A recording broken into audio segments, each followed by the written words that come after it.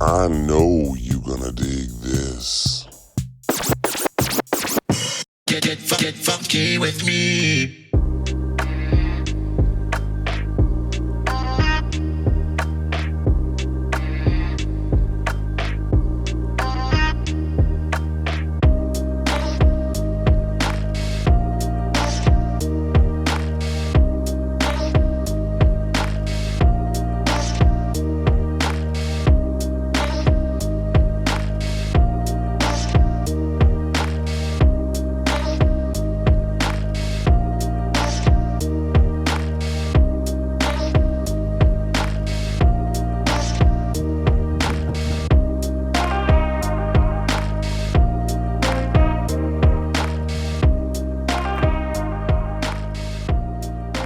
What's going on, everybody? How you doing today? Here I am in Austin, Texas.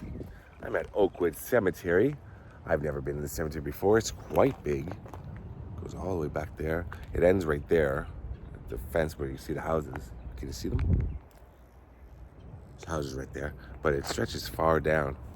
It's a very old cemetery. Take a look.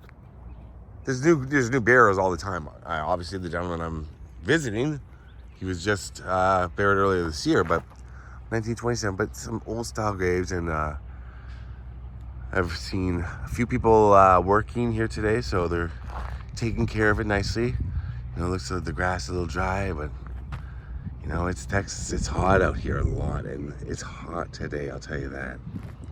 So I'm here to visit the grave of Dabney Coleman. Now, if you're saying who, I'm sure I put the picture in the thumbnail, but I asked a couple of people if they knew who Dabney Coleman was.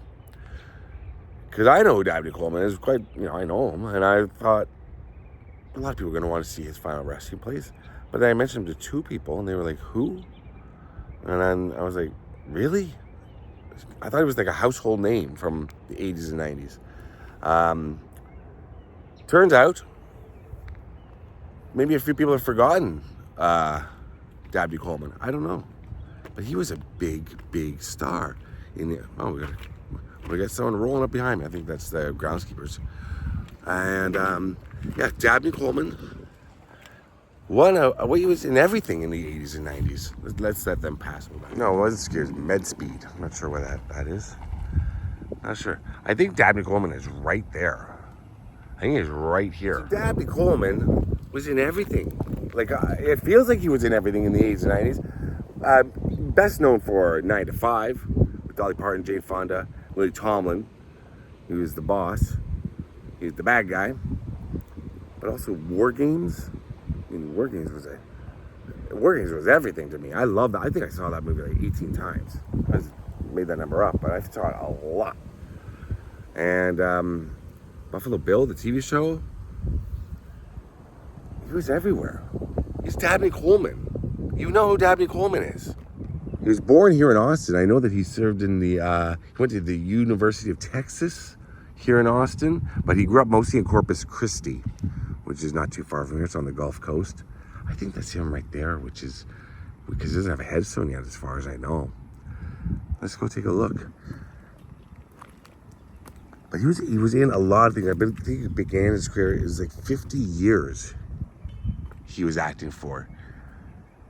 He's on a bunch of TV shows. I Dream of Jeannie, The Fugitive, My Girl, Alfred Hitchcock.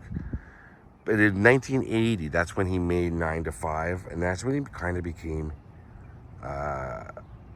really popular, the go-to guy, because then he also did, oh, that's right, he did Tootsie. I forgot. He was in Tootsie with Dustin Hoffman.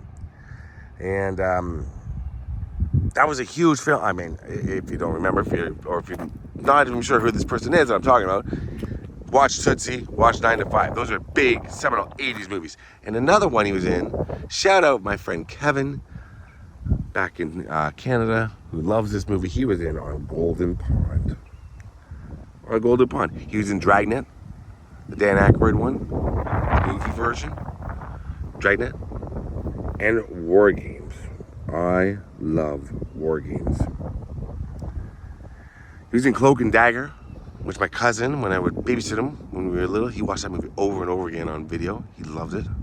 So I watched Cloak and Dagger a million times. Did a lot of voice parts He was in Inspector Gadget, the Matthew Broderick one. He was on Yellowstone, Boardwalk Empire. I think he had 1 Emmy, Golden Globe. He's a star on the Walk of Fame. This is him right here. This is Dabney Coleman, right here. He was married twice. He had 4 kids. He was an avid tennis player. I believe he played tennis while he was in the Army. Which I think so. Is that what I read? He played tennis while he was in the Army? I'm just looking this up right now. He was drafted in the United States Army in 1953. I'm just reading this off my phone here. And served in West Germany in the Army Special Services Division for 2 years, playing tennis across Europe for the Army and the local town. I didn't know that was a thing. Lived a long life. Here he is. Now, he was a chain smoker. He smoked a lot. But then in 2011, he started treatment for throat cancer, and that affected his ability to speak. And he filmed Boardwalk Empire. I believe the second season he was filming it while he was struggling with throat cancer.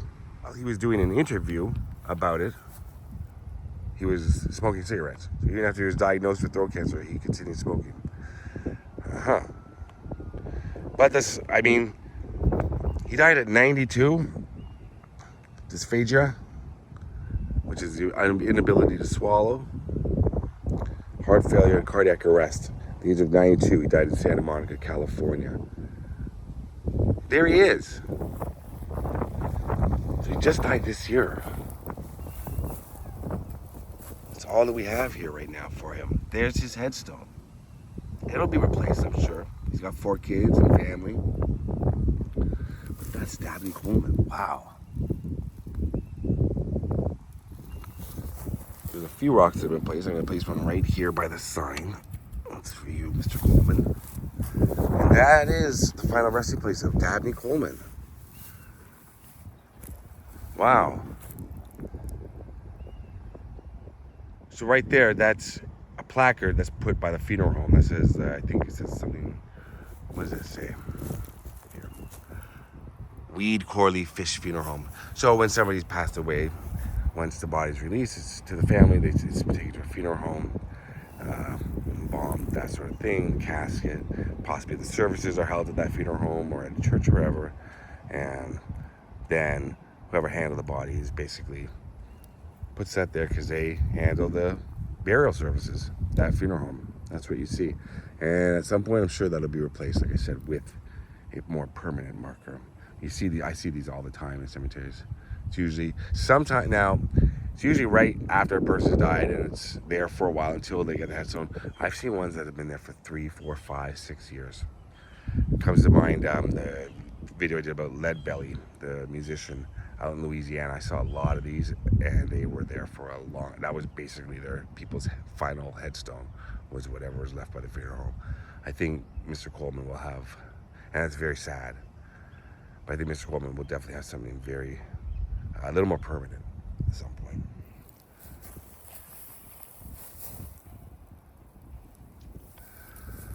So if you look around, there's 1954, 1898. Oh, this is Claude, little Claude. He only lived a few months.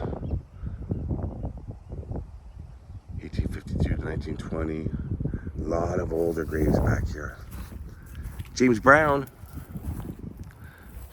Mason. Koch family. 1929, 1934. Look at that father, mother. All these people.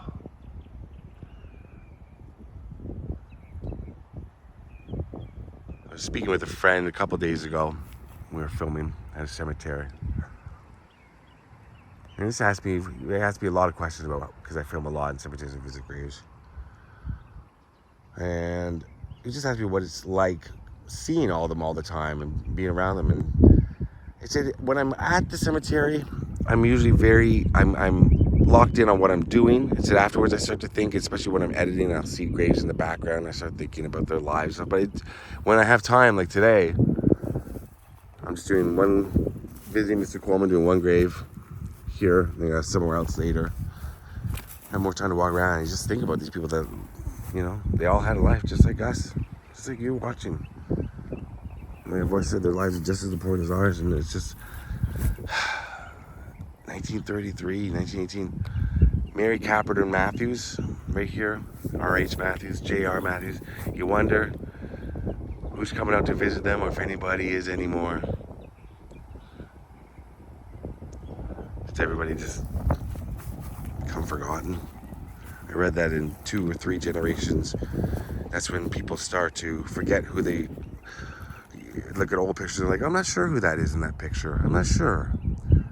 And besides, people's belongings are, thrown away and maybe inherited, but after 2 or 3 generations, a lot of people are just forgotten. Probably unless you're famous. It's a depressing thought, I know. I'm depressing myself just thinking about it, but it's kind of true. I mean, what do you... Because the families continue, the generation... I don't know what I'm talking about. Yes, I do. But generation after generation, 3 generations from now, that's somebody's great-great-grandfather. How many off the top of our head can name our great-great-grandfather's name? I don't know. But all these people were loved at one point and lived, and I hope that they're all missed by somebody. Or a lot of people. The Brights, Murray, the Webbs, Magnus, and Charles and Louise here. Father and mother. I like that. Wow. So here we are. Dabney Coleman. 9 to 5. I remember watching that movie on video and loving that movie. Wow. I think I was definitely too young to understand maybe some of the innuendo, because it's kind of a sexy comedy, I think. A sexy romp. It's a kidnapping thing, but there's probably lots of jokes that went over my head. I haven't seen it since I was little. But I've seen WarGames a lot. And I love WarGames. And thank you for your service, Mr. Coleman. Thanks for watching, everybody. That was my visit to Dabney Coleman right there behind me. Dabney Coleman. Like larger than life. Wow. All right, thanks for watching, everybody. Rest in peace, Mr. Coleman. Thanks for watching. I love you all. Peace out.